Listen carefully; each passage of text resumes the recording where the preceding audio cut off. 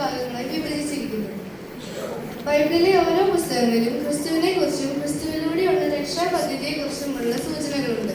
ഓരോ പുസ്തകങ്ങളിലൂടെയും നമുക്കൊന്ന് യാത്ര ചെയ്യാം. പഴയ നിയമ പുസ്തകങ്ങൾ. ആദ്യത്തെ പുസ്തകമായ ഉൽപ്പത്തി അവൻ നമ്മുടെ സൃഷ്ടാവ്. പുറപ്പാട് പുസ്തകത്തിൽ അവിടുന്ന് നമ്മുടെ മോചകൻ. ലേവ്യ പുസ്തകത്തിൽ അവിടുന്ന് നമ്മെ വിശദീകരിക്കുന്നവൻ. സംഖ്യാ പുസ്തകത്തിൽ അവിടുന്ന് നമുക്കായി അടിക്കപ്പെട്ട പാറ. ആവർത്തന പുസ്തകത്തിൽ അവിടുന്ന് നമുക്ക് മോശെ പോലെയുള്ള ഒരു പ്രവാചകൻ. യോശുവയുടെ പുസ്തകത്തിൽ അവിടുന്ന് നമ്മുടെ സൈന്യാധിപൻ. ന്യായാധിപന്മാരിൽ അവൻ നമുക്ക് നീതിയുള്ള ന്യായാധിപൻ.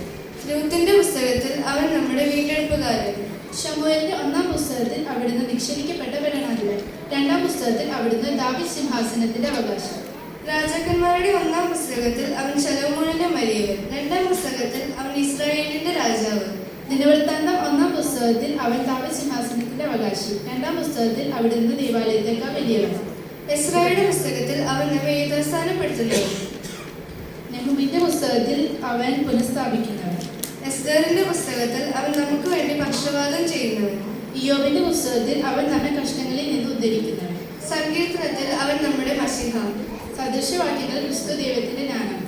സഭാപ്രസംഗിയിൽ അവൻ സതുപദേശകൻ. ഉത്തമഗീതത്തിൽ ക്രിസ്തു നമ്മുടെ സ്വർഗീയ മണവാളൻ. യെശയ്യാവിൽ അവിടുന്ന് സമാധാന പ്രഭു. ഇരമ്യാവിൽ അവിടുന്ന് മെരുക്കമുള്ള കുഞ്ഞാട്. വിലാപങ്ങളുടെ പുസ്തകത്തിൽ അവിടുന്ന് വ്യസനപാത്രം. യെഹെസ്കേൽ പ്രവചനത്തിൽ അവിടുന്ന് ഇളയരാജാവ്. യോവൽ പ്രവചനത്തിൽ അവൻ പരിശുദ്ധാത്മാവിനെ നൽകുന്നവൻ. ഹോശേ പുസ്തകത്തിൽ അവിടുന്ന് വിശ്വസ്തനായ ഭർത്താവ്. യോവൽ പ്രവചനത്തിൽ അവൻ പരിശുദ്ധാത്മാവിനെ നൽകുന്നവൻ. ആമോസിൽ ക്രിസ്തു ദാവീദ് ഗൃഹത്തെ പണിയുന്നവൻ. ഉപദ്യാവിൽ ക്രിസ്തു ഇസ്രായേലിന്റെ രക്ഷകൻ. യോന പുസ്തകത്തിൽ യേശു എഴുന്നേറ്റു. മീഖ പുസ്തകത്തിൽ അവൻ ഇസ്രായേലിന് അധിപതിയായി ജനിക്കാൻ പോകുന്നവൻ. നെഹൂമിന്റെ പുസ്തകത്തിൽ അവിടുന്ന് ശരണം. ഹബക്കുക്കിന്റെ പുസ്തകത്തിൽ അവിടുന്ന് നിസ്തുല്യനായ മധ്യസ്ഥൻ. സെഫന്യാവിന്റെ പുസ്തകത്തിൽ അവിടുന്ന് രക്ഷിക്കുന്ന വീരൻ.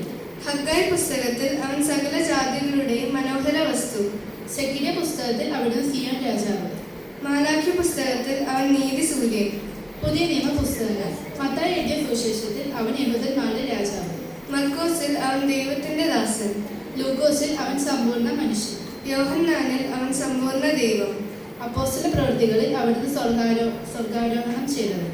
റോമറിൽ അവിടുന്ന് നീതീകരിക്കുന്നവൻ. കൊരിന്ത്യർക്ക് എഴുതിയ ഒന്നാം ലേഖനത്തിൽ യേശു മരിച്ചവരിൽ നിന്നുള്ള ആദ്യഫലം. രണ്ടാം ലേഖനത്തിൽ അവർ ക്രിസ്തു നമ്മുടെ ആദ്യ ആശ്വാസപ്രദൻ. ഗലാത്യ ലേഖനത്തിൽ ക്രിസ്തു നമുക്ക് സ്വാതന്ത്ര്യം തരുന്നവൻ. എഫേസ്യ ലേഖനത്തിൽ ക്രിസ്തു സഭയുടെ തല. ഫിലിപ്പിയ ലേഖനത്തിൽ അവൻ നമ്മെ ശക്തനാക്കുന്നവൻ. കൊലോസ്യ ലേഖനത്തിൽ അവൻ സമ്പൂർണ്ണ ദൈവത്തിന്റെ മൂർത്തിഭാവം. തെസ്സലോനിക്കർക്ക് എഴുതിയ ഒന്നാം ലേഖനത്തിൽ അവൻ നമ്മുടെ രക്ഷയുടെ പ്രത്യാശ. രണ്ടാം ലേഖനത്തിൽ അവിടുന്ന് വീണ്ടും വരുന്നവൻ. തിമോഥെയോസ് എഴുതിയ ഒന്നാം ലേഖനത്തിൽ അവിടുന്ന് നമ്മുടെ ഏക മധ്യസ്ഥൻ. രണ്ടാം ലേഖനത്തിൽ അവൻ നമ്മുടെ ഉപനിധി. തീത്തോസിന്റെ ലേഖനത്തിൽ അവൻ നമ്മുടെ ഉപദേഷ്ടാവ്. ഫിലോമോന്റെ ലേഖനത്തിൽ അവൻ നമ്മെ ഒന്നിപ്പിക്കുന്നവൻ. എബ്രായ ലേഖനത്തിൽ അവിടുന്ന് നമ്മുടെ ശ്രേഷ്ഠ മഹാപുരോഹിതൻ. യാക്കോബിന്റെ ലേഖനത്തിൽ അവൻ നമുക്ക് പ്രതിഫലവുമായി വരുന്നവൻ. പത്രോസ് എഴുതിയ ഒന്നാം ലേഖനത്തിൽ ക്രിസ്തു വിലയേറിയ മൂലക്കല്ല്. രണ്ടാം ലേഖനത്തിൽ അവിടുന്ന് നമ്മുടെ ഉദയ നക്ഷത്രം.